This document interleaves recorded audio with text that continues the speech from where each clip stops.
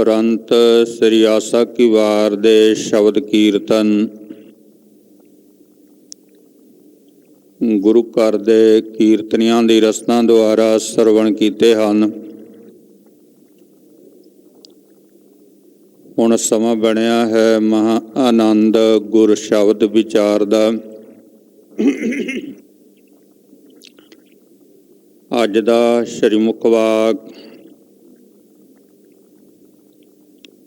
ਆਸਾ ਰਾਗ ਦੀ ਭਗਤ ਬਾਣੀ ਦੇ 2 ਪਦਿਆਂ ਦੇ ਅੰਦਰ ਭਗਤ ਕਬੀਰ ਸਾਹਿਬ ਜੀ ਮਹਾਰਾਜ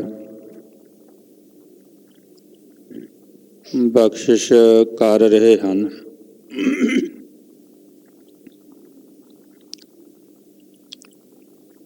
ਪਰਮੇਸ਼ਰ ਦੇ ਪਿਆਰਿਆਂ ਦੇ ਬਚਨ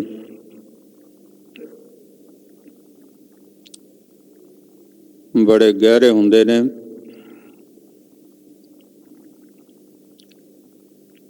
ਆ ਮਨੁੱਖ ਦੇ ਲਈ ਸਮਝਣ ਤੋਂ ਪਰੇ ਨੇ। ਇੱਕੋ ਹੀ ਸ਼ਬਦ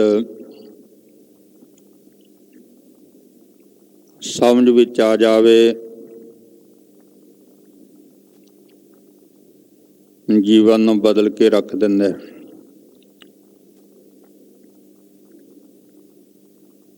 ਬਾਣੀ ਦੇ 3 ਰੂਪ ਨੇ। ਮੂਲ ਮੰਤਰ ਹੈ,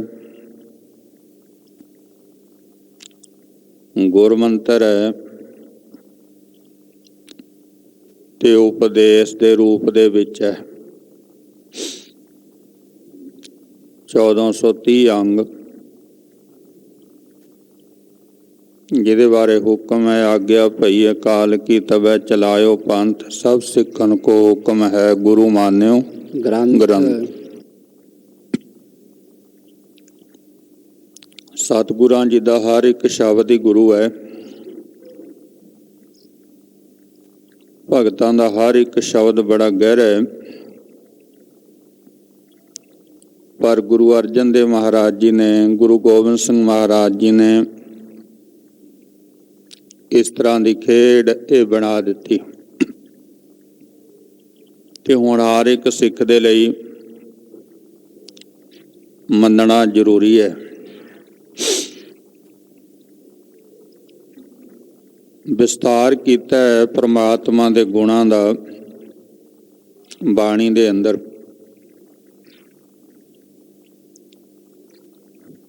ਬਹੁਤ ਤਰੀਕਿਆਂ ਦੇ ਨਾਲ ਮਨੁੱਖੀ ਮਨ ਨੂੰ ਸਮਝਾਉਣ ਦੀ ਕੋਸ਼ਿਸ਼ ਕੀਤੀ ਗਈ ਹੈ ਬਾਣੀ ਦੇ ਦੁਆਰਾ, ਪਰ ਜੁੜਨਾ ਕਿੱਥੇ ਆ? ਮੂਲ ਦੇ ਨਾਲ। ਜੁੜਨਾ ਮੂਲ ਦੇ ਨਾਲ ਹੀ।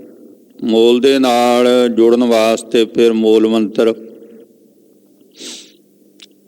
ਮੂਲ ਮੁੱਢ, ਆਦਿ ਸੱਚ ਜੁਗਾਦ ਸੱਚ ਹੈ ਪੀ ਸੱਚ, ਨਾਨਕ ਹੋਸੀ ਭੀ ਸੱਚ। ਆਦਿ ਸੱਚ ਇਹ ਮੁੱਢ ਹੈ। ਇਹਨੂੰ ਸਮਝਣ ਦੀ ਖਾਤਰ ਨੁਕਤਾ ਉਹ ਫਿਰ ਸਤਿਗੁਰੂ ਜੀ ਕਹਿੰਦੇ ਵੀ ਮੂਲ ਮੰਤਰ ਹੈ, ਇਹਦਾ ਅਭਿਆਸ ਕਰੋ, ਇਹਦੇ ਰਾਹੀਂ ਪ੍ਰਮਾਤਮਾ ਦੇ ਗੁਣਾਂ ਨੂੰ ਸਮਝੋ, ਫਿਰ ਇਹ ਸੌਖਾ ਹੋ ਜਾਏਗਾ ਕੰਮ, ਆਪਣਾ ਸੌਖਾ ਹੋ ਜੂ। ਹੋਰ ਨੇ ਨਹੀਂ ਕਿਸੇ ਨੇ ਸਮਝਾਉਣਾ, ਸਮਝਾਉਣਾ ਗੁਰੂ ਨੇ ਹੈ।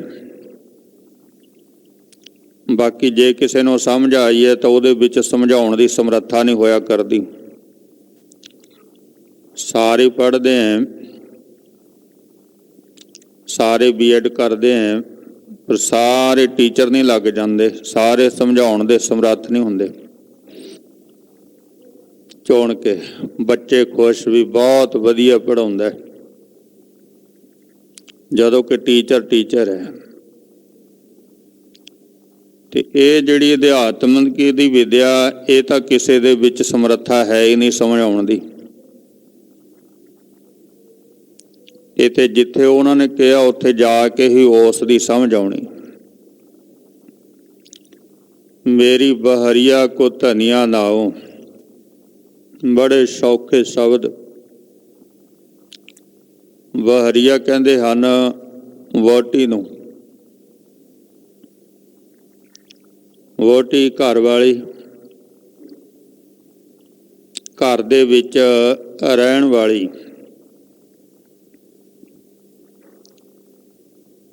उहदा नाम जिहड़ा वो पहलां सी धनिया ते हुण बन गई रामजनिया। हुण नाम बदल गया उहदा। किने बदलिया? परमेश्वर दे प्यारियां दी संगत ने। उन्हां दी संगत च आके मेरा सुभाव बदल गया, मेरा जीवन बदल गया।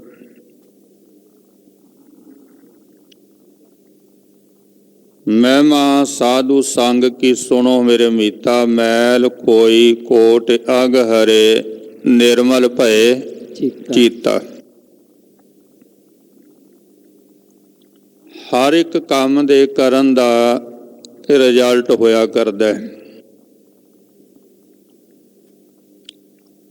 हर एक मंजिल नूं रास्ता जांदा है, मंजिल तो बिना रास्ता नहीं है। जो मंजिल नहीं है तो रास्ता भी नहीं है। आपां कित्थे क पहुँच गए? जो आपां कर रहे हैं उहदे विच आपां नूं सफलता किन्नी क मिली? दुनियावी कंमां दे विच 20%, 40, 50, 80, 99 भी है। पर जिहड़ा अध्यात्मक दा मार्ग है इहदे विच 100% ही नंबर लैणे पैणे। 100% ना इहदे च कोई ग्रेस है, कंसैशन कोई नहीं है, लिहाज कोई नहीं है, नकल कोई नहीं चलती। ये वो परचा है जीवन का। इहदे विच असीं कल्ले हुंदे आ, साडे नाल कोई नहीं हुंदा कल्ले। ते बाहरों सानू सहायता की मिल सकती? सतगुरु जी कहंदे भी तिन्हां देख मन चाओ ठंदा, हों कद पाई गुण तासा। बाहरलियां नूं वेख के चाह जरूर पैदा हो सकता है, पर करना सब कुछ आपां नूं पैना है। फैसला गुरु नानक साहब जी का भी आपन हथी अपना आपे ही काज सवारीए। इत्थे कोई कुछ नहीं कर सकता। किसी दे जीवन नूं सवारन दे विच कोई कुछ नहीं कर सकता। जीवन आपां नूं आपे ही सवारना पैना है, क्योंकि साडे जीवन बारे सानू ही पता है, किसी नूं कोई नहीं पता। किसी नूं नहीं कोई पता, जीवन बारे कोई नहीं जानता। लाहौर दे विच 4 भगत होए, उन्हां दे विच एक छज्जू भी होया है। बाणी लिखाउण भी आया सतगुरां जी दे कोल, पर जिथे बाणीकार पहुंचे ने उत्थे नहीं सी वो पहुंचिया। क्योंकि जौ हों जान हों भगत ज्ञानी, आगे ठाकर तिल नहीं मानी। जिहड़ा अपने आप नूं कुछ मनदा है ना, समझदा है, परमात्मा नूं तिल मात्र भी नहीं जानदा। आपस को जो भला कहावै, तिसै भलाई निकट ना आवे। अपने आप जो मर्जी बन जाओ, आपां बने रह सकते हैं, कोई गल नहीं है, लेकिन मालक की नज़र दे विच नहीं। कान्हा भी, पीड़ू भी, छज्जू भी, शाह हुसैन भी, ये भी भगत खवाउंदे सन अपने आप नूं। इन्हां ने भी कहा भी साडी बाणी लिखो। सतगुरु जी कहंदे जे बाणी दे अनुसार होई लिखांगे, नहीं नहीं, पहला बेस हैगा बाणी दा। जिन्हां भगतां दी बाणी है उन्हां बाणी नाल मिला के वेखांगे, ਉਹ नहीं मिली। खैर प्रवान नहीं होए मालक दे दर ते। जिन्हें कहा जो सुख छज्जू दे चबारे वो बलक ना बघारे। छज्जू ने गल कही, कहना जेड़ा सुख मेरे चबारे च वो किते भी नहीं है। सो ये छज्जू है, ਇੱਕ ਵਾਰ ਕਿਸੇ ਬੱਚੇ ਦੇ ਗਹਿਣੇ ਲਾ ਲੈਂਦਾ। ਸੇਵਾਦਾਰ ਨੂੰ ਕਿਹਾ ਵੀ ਉਹ ਬੱਚਾ ਉਹਦੇ ਗਹਿਣੇ ਲਾ ਲਿਆ। ਸੇਵਾਦਾਰ ਨੇ ਗਹਿਣੇ ਲਾਏ ਤੇ ਬੰਨ ਕੇ ਉਹਨੇ ਕੱਪੜੇ 'ਚ ਕੋਲ ਰੱਖ ਲਏ। ਹੁਣ ਜਦ ਤਾਂ ਬੱਚਾ ਘਰੇ ਗਿਆ ਤੇ ਰੌਲਾ ਪੈ ਗਿਆ ਵੀ ਛੱਜੂ ਨੇ ਗਹਿਣੇ ਲਾ ਲਏ। ਕਹਿੰਦੇ ਛੱਜੂ ਇਹੋ ਜਿਹੇ ਕੰਮ ਕਰਦਾ ਬਈ, ਆਪਣੇ ਆਪ ਨੂੰ ਤਾਂ ਬੜਾ ਭਗਤ ਕਵਾਉਂਦਾ ਉਹ, ਤੇ ਸਾਡੇ ਬੱਚੇ ਦੇ ਗਹਿਣੇ ਲਾ ਲਏ। ਮਾੜੇ ਕਰਮ ਦਾ ਰੌਲਾ ਬਹੁਤ ਪੈਂਦਾ, ਚੰਗੇ ਦਾ ਨਹੀਂ ਪੈਂਦਾ। ਔਗਣ ਵੱਲ ਹਰ ਇੱਕ ਦਾ ਧਿਆਨ ਜਾਂਦਾ ਹੈ ਔਰ ਸਾਡਾ ਮਨ ਵੀ ਸਹਿਮਤ ਹੋ ਜਾਂਦਾ ਹੈ। ਗਲਤੀ ਵਾਲੇ ਪਾਸੇ ਮਨ ਸਹਿਮਤ ਹੁੰਦਾ, ਚੰਗੇ ਵਾਲੇ ਪਾਸੇ ਨਹੀਂ ਹੁੰਦਾ। ਮਨ ਦਾ ਸੁਭਾਅ ਹੈ। ਕੋਈ ਔਗਣ ਸਾਨੂੰ ਕਿਸੇ ਦਾ ਕਹੇ ਤੇ ਅਸੀਂ ਨਾਲ ਹੀ ਮੰਨ ਲੈਂਦੇ ਹਾਂ, ਮਨ ਸਾਡਾ ਉਹਨੂੰ ਐਕਸੈਪਟ ਕਰਦਾ ਵੀ ਠੀਕ ਹੈ। ਪਰ ਜੇ ਕਿਸੇ ਦੇ ਗੁਣ ਦੀ ਗੱਲ ਕਰੇ, ਨਾ ਅਸੀਂ ਧਿਆਨ ਨਾਲ ਸੁਣੀਏ, ਨਾ ਮਨ ਉੱਧਰ ਮੰਨੇ। ਸੁਭਾਅ ਮਨ ਦਾ। ਤਾਂ ਲੋਕ ਵੀ ਨਾਲ ਹੋ ਗਏ। ਅਮੀਰ ਪਰਿਵਾਰ ਦਾ ਬੱਚਾ ਹੈ ਤੇ ਸਾਰੇ ਨਾਲ ਹੋ ਗਏ ਤੇ ਸਾਰੇ ਨਿੰਦਿਆ ਕਰਨ ਵੀ ਛੱਜੂ ਇਹੋ ਜਿਹੇ ਕੰਮ ਕਰਦਾ ਬਈ। ਤੇ ਜਦੋਂ ਆਏ ਤੇ ਪੁੱਛਿਆ ਵੀ ਤੁਸੀਂ ਗਹਿਣੇ ਲਾਏ ਬੱਚੇ ਦੇ? ਉਹ ਕਹਿੰਦੇ ਹਾਂਜੀ, ਮੈਂ ਹੀ ਕਿਹਾ ਸੀ ਸੇਵਾਦਾਰ ਨੂੰ ਲਾ ਲੈ, ਆਹ ਲੈ ਜਾਓ ਗਹਿਣੇ।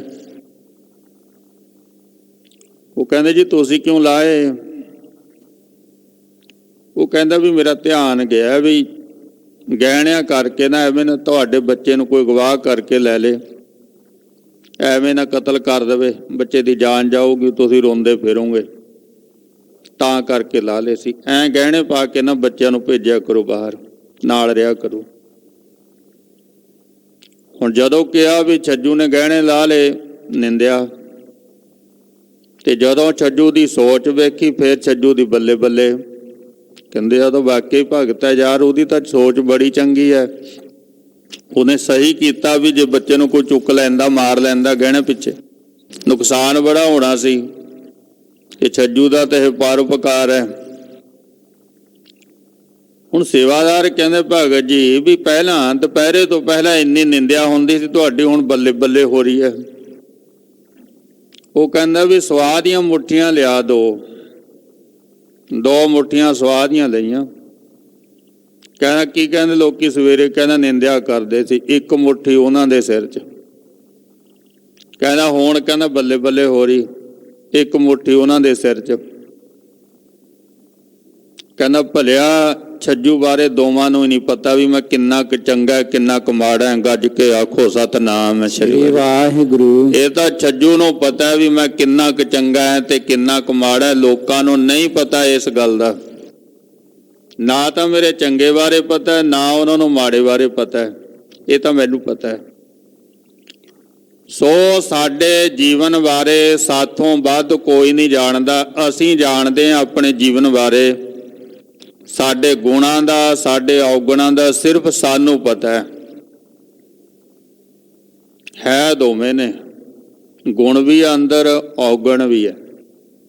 ਗੁਣ ਔਗਣ ਸਮਾਨ ਹੈ, ਜੇ ਆਪ ਕੀਤੇ ਕਰਤਾਰ ਬਰਾਬਰ ਨੇ। ਗੁਲਾਬ ਦੇ ਫੁੱਲ ਦੇ ਨਾਲ ਕੰਡੇ ਵੀ ਨੇ, ਪਰ ਗੁਲਾਬ ਦਾ ਫੁੱਲ ਦਿਖਾਈ ਦੇ ਰਿਹਾ, ਕੰਡੇ ਥੱਲੇ ਨੇ। ਹੁਣ ਜੇ ਤਾਂ ਗੁਲਾਬ ਦੇ ਫੁੱਲ ਨੂੰ ਵੇਖੀਏ, ਮਹਿਕ ਰਿਹਾ, ਖੁਸ਼ਬੂ ਦੇ ਰਿਹਾ, ਠੀਕ ਹੈ। ਪਰ ਜੇ ਹੁਣ ਥੱਲੇ ਜਾ ਕੇ ਹੱਥ ਪਾਵਾਂਗੇ ਫਿਰ ਕੰਡੇ ਲੱਗਣਗੇ। ਇਸ ਲਈ ਸਤਿਗੁਰੂ ਜੀ ਕਹਿੰਦੇ ਵੀ ਸਾਂਝ ਕਰੀਜੈ ਗੁਣਾ ਕੇਰੀ, ਛੋੜ ਆਵਗੁਣ ਚੱਲੀਏ। ਮਨਾ ਜਿਹੜੇ ਤੇਰੇ ਅੰਦਰ ਔਗਣ ਨੇ ਨਾ, ਉਹਨਾਂ ਨੂੰ ਛੱਡ ਦੇ। ਤੇ ਜਿਹੜੇ ਗੁਣ ਨੇ ਅੰਦਰ, ਗੁਣ ਵੀ ਨੇ ਅੰਦਰ ਮਨੁੱਖ ਦੇ, ਉਹਨਾਂ ਦੇ ਨਾਲ ਸਾਂਝ ਪਾ ਲੈ। ਹੁਣ ਇੱਥੇ ਅਸੀਂ ਸਤਿਗੁਰਾਂ ਜੀ ਦੀ ਸੰਗਤ ਦੇ ਵਿੱਚ ਇਸੇ ਗੱਲ ਦੀ ਵਿਚਾਰ ਕਰਨ ਵਾਸਤੇ ਬੈਠੇ ਹਾਂ। ਜਿਵੇਂ ਸ਼ੀਸ਼ੇ ਦੇ ਸਾਹਮਣੇ ਜਾਈਦਾ ਨਾ ਆਪਣੇ ਆਪ ਨੂੰ ਸਵਾਰਨ ਦੇ ਵਾਸਤੇ,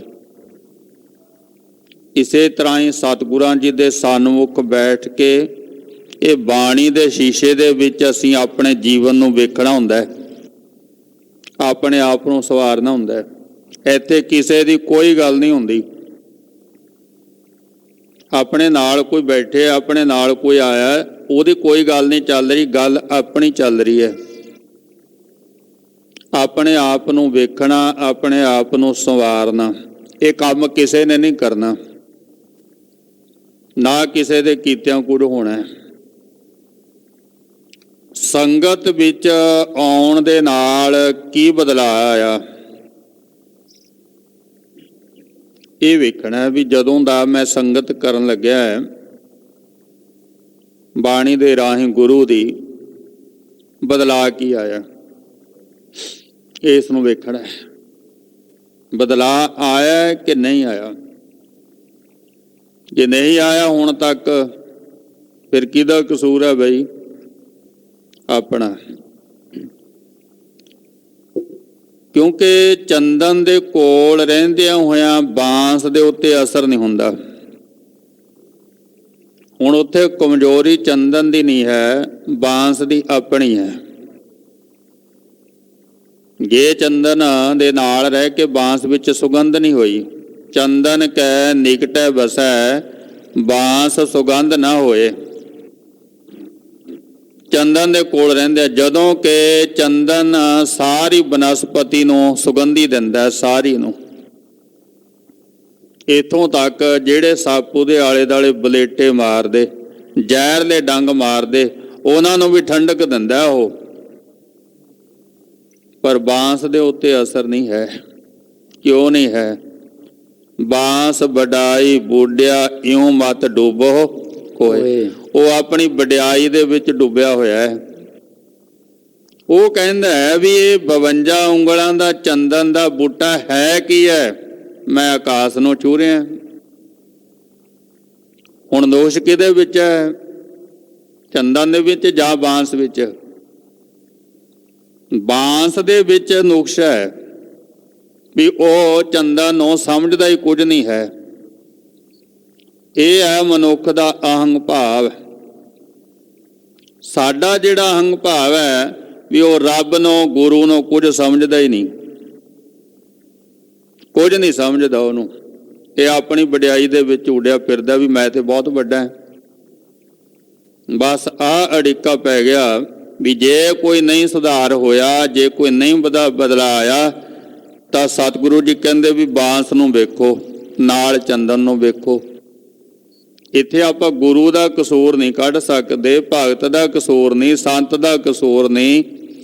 ਜੇ ਬਦਲਾਅ ਨਹੀਂ ਆਇਆ ਤਾਂ ਸਮਝੋ ਫਿਰ ਕਸੂਰ ਆਪਣਾ, ਆਪਣਾ ਕਸੂਰ ਹੈ।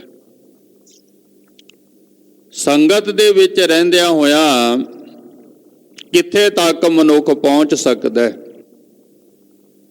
ਭਗਤ ਕਬੀਰ ਸਾਹਿਬ ਜੀ ਕਹਿੰਦੇ ਨੇ ਵੀ ਚੰਦਨ ਕੈ ਸੰਗ, ਜਿੰਨੇ ਵੀ ਉਹਦੇ ਨਾਲ ਰਹਿਣ ਵਾਲੇ ਸਨ, ਜਿੰਨੀ ਬਨਸਪਤੀ ਹੋਏ ਵੀ ਚੰਦਨ ਹੋ ਰਿਹਾ, ਬਾਂਸ ਸੁਗੰਧ ਨਾ ਹੋਏ। ਸਾਰਿਆਂ ਵਿੱਚ ਚੰਦਨ ਦੀ ਸੁਗੰਧੀ ਆ ਗਈ, ਪਰ ਇੱਕ ਬਾਂਸ ਖਾਲੀ ਰਹਿ ਗਿਆ।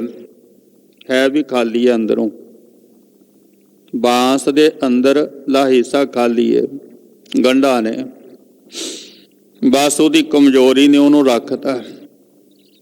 ਮੇਰੇ ਵਿੱਚ ਵੀ ਇਹ ਕਮਜ਼ੋਰੀਆਂ ਨਹੀਂ, ਮੈਂ ਵੀ ਅੰਦਰੋਂ ਖਾਲੀ ਹਾਂ। ਕਿਹੜੀ ਗੱਲ ਤੋਂ?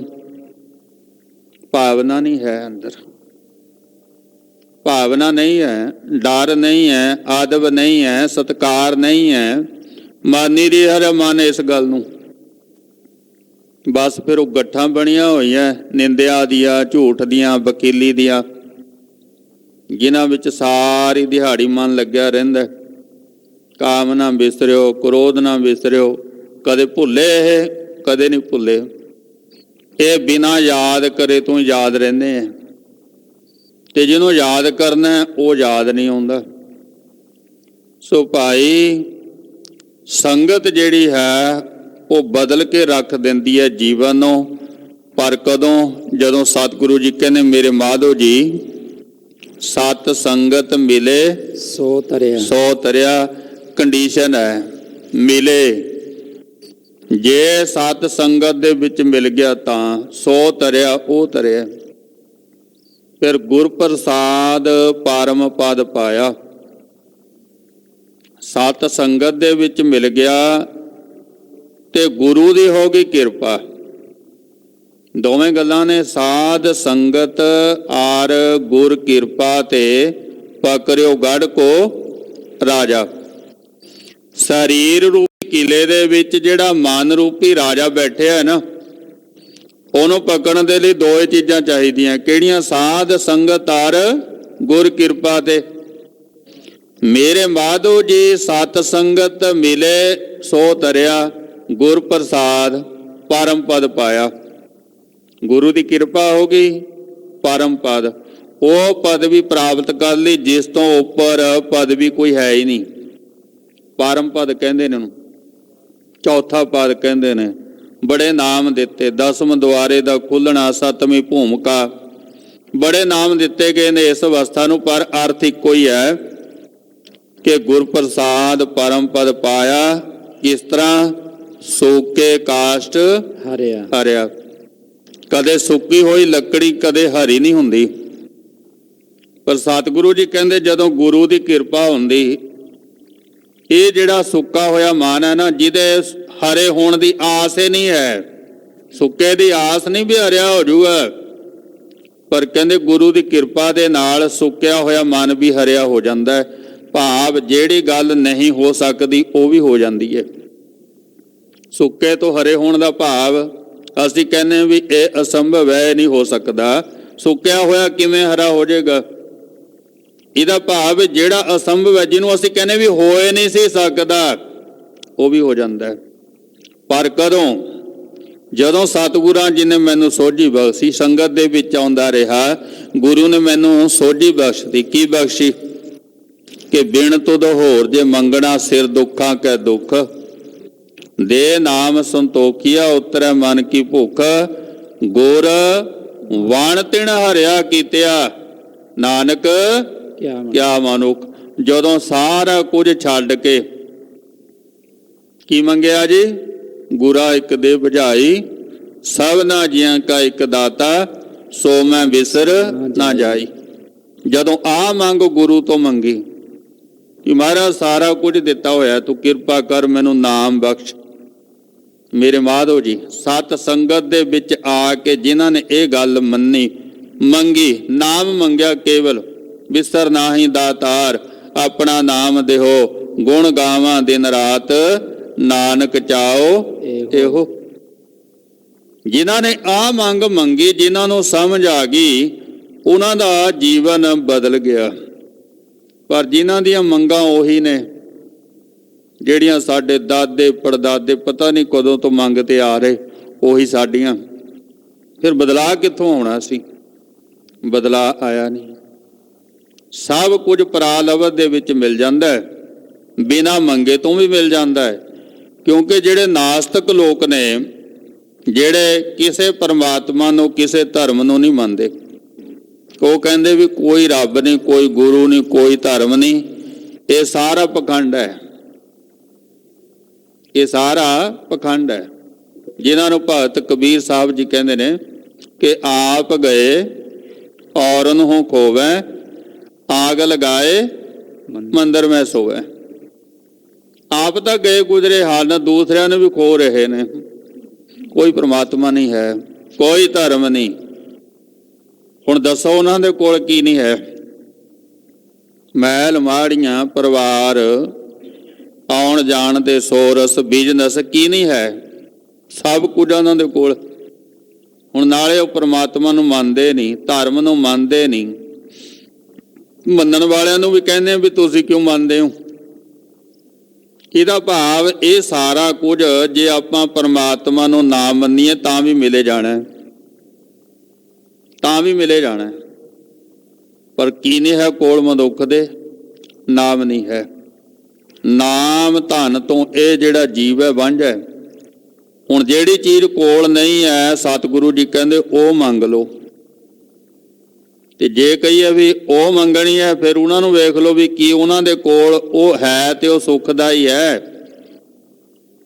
ਮਹਿਲ ਮਾੜੀਆਂ ਹਨ, ਮਾਇਆ ਦੀ ਕੋਈ ਕਮੀ ਨਹੀਂ ਹੈ, ਮਾਣ ਸਤਿਕਾਰ ਦੁਨੀਆ ਦਾ ਮਿਲਿਆ ਹੋਇਆ, ਸਭ ਕੁਝ ਆ ਉਹਨਾਂ ਦੇ ਕੋਲ, ਪਰ ਸੁਖੀ ਨੇ ਉਹ ਨਹੀਂ। ਸਾਹਿਬ ਜੀ ਕਹਿੰਦੇ ਫਿਰ ਇਹਨਾਂ ਚੀਜ਼ਾਂ 'ਚ ਸੁੱਖ ਤੇ ਹੈ ਹੀ ਨਹੀਂ।